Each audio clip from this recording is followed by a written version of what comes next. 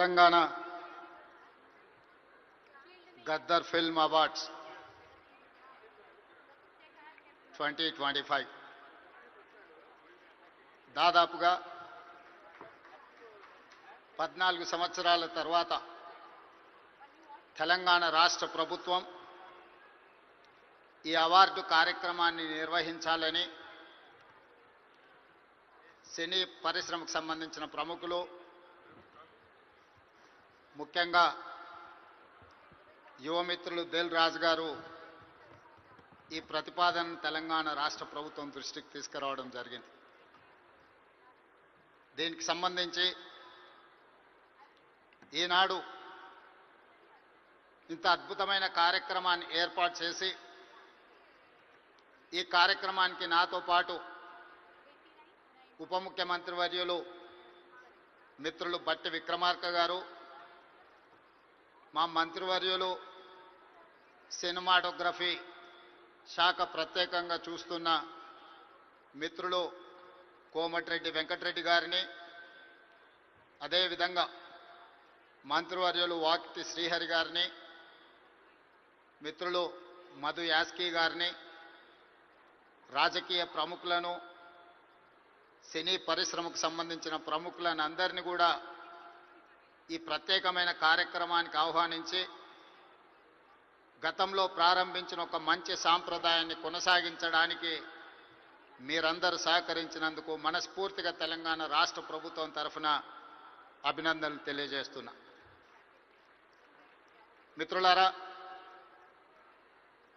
Congress party, Congress ప్రభుత్వం పరిశ్రమను ఎప్పుడూ గౌరవించి మీకు అవసరమైన అన్ని వసతులను ఏర్పాటు చేయడమే కాకుండా మిమ్మల్ని అభినందించాలన్న ఆలోచనతోటి 60 సంవత్సరాల క్రితం, నాకు తెలిసినంత వరకు సినీ ప్రముఖులకు ఇంకా బాగా తెలియాలి, 1964లో తెలుగు సినీ పరిశ్రమను గుర్తించడానికి డైరెక్టర్లను, నటులను, అదేవిధంగా ఇతర కళాకారులను గుర్తించాలి, గుర్తించిన వాళ్లకు అవార్డులు ఇవ్వాలి, ఆ అవార్డులకు నంది పేరు పెట్టాలి అని చెప్పి 60 సంవత్సరాల క్రితం ఆనాటి ప్రభుత్వం నిర్ణయం తీసుకొని ఆ సంప్రదాయాన్ని 14 సంవత్సరాల క్రితం వరకు ఎవరు ఉమ్మడి ఆంధ్రప్రదేశ్కి ముఖ్యమంత్రి అయినా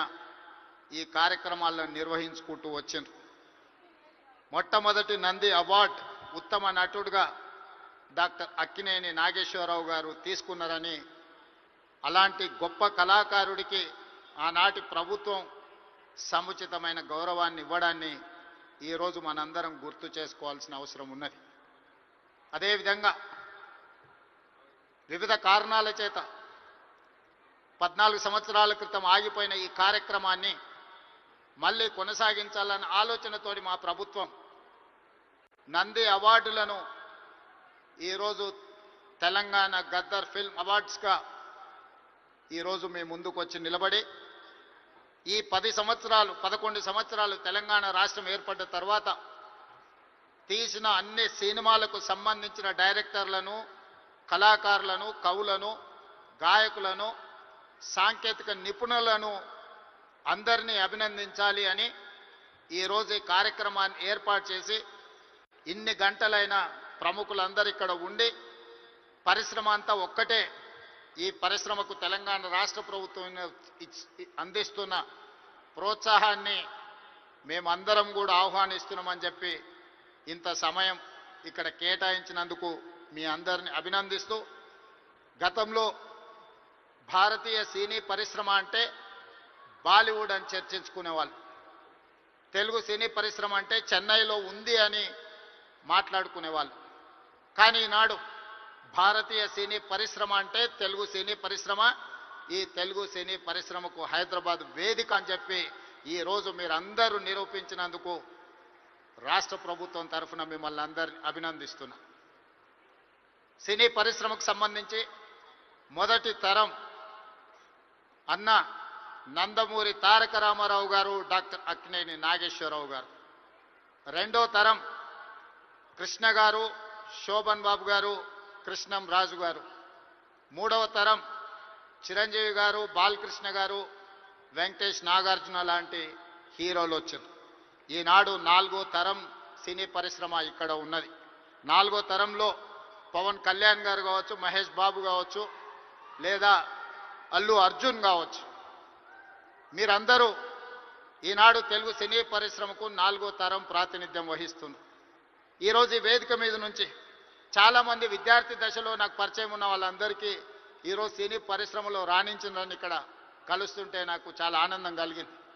బన్నీ కావచ్చు, వెంకట్ కావచ్చు, అశ్విన్ దత్ గారి అమ్మాయిలు, లేకపోతే వాళ్ళ అల్లుడు నాగ వైష్ణవ్ కావచ్చు, వీళ్ళందరూ యంగ్ ఏజ్లో కాలేజ్ డేస్లో ఉన్నప్పటి నుంచి వీళ్ళందరూ నాకు తెలుసు. ఈరోజు గొప్ప డైరెక్టర్లుగా, గొప్ప నటులుగా, గొప్ప ప్రొడ్యూసర్స్గా నవీన్ ఎర్నేని లాంటి పెద్ద ప్రొడ్యూసర్స్ అందరూ కూడా మా యువమిత్రులందరూ ఈరోజు ఈ పరిశ్రమలో రాణించడం, ఈరోజు వాళ్ళందరినీ వేదిక మీద నుంచి అభినందించడం చాలా సంతోషకరమైన సందర్భం. అదేవిధంగా ఈ కార్యక్రమం అద్భుతంగా నిర్వహించడమే కాదు, నేను ఒక్క మాట ఈ వేదిక మీద నుంచి సినీ ప్రముఖులందరికీ కూడా చెప్పదలుచుకున్నాను. రాష్ట్ర ప్రభుత్వం కఠినంగా కనిపిస్తుంది, కానీ మిమ్మల్ని అభిమానంగా చూసుకుంటుంది, మీ అభివృద్ధికి 100% తోడ్పాటును అందిస్తుంది. ప్రభుత్వం నడిపేటప్పుడు కొన్ని నిర్ణయాలు తీసుకున్నా అది మిమ్మల్ని ప్రోత్సహించడానికి, మిమ్మల్ని అభినందించడానికి, మీకు సముచితమైన స్థానం కల్పించడానికి ఈ రాష్ట్ర ప్రభుత్వం ప్రయత్నం చేస్తుంది.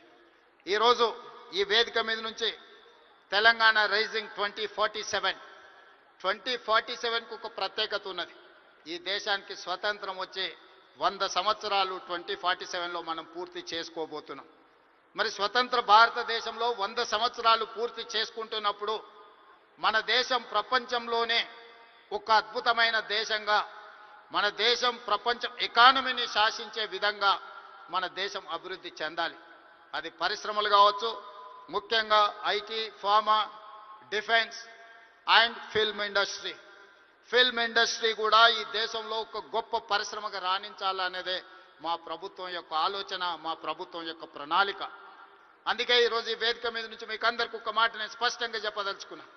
నేను మొన్న జరిగిన నీతి ఆయోగ్లో ప్రధానమంత్రి గారికి చెప్పిన 2047 ఏదైతే విజన్ ఉందో 2047కి తెలంగాణ రాష్ట్ర ప్రభుత్వం $3 ట్రిలియన్ ఎకానమీగా అభివృద్ధి చెందాలి. 2035 లోపల $1 ట్రిలియన్ ఎకానమీగా తెలంగాణ రాష్ట్రాన్ని అభివృద్ధి పదం వైపు నడిపిస్తాం.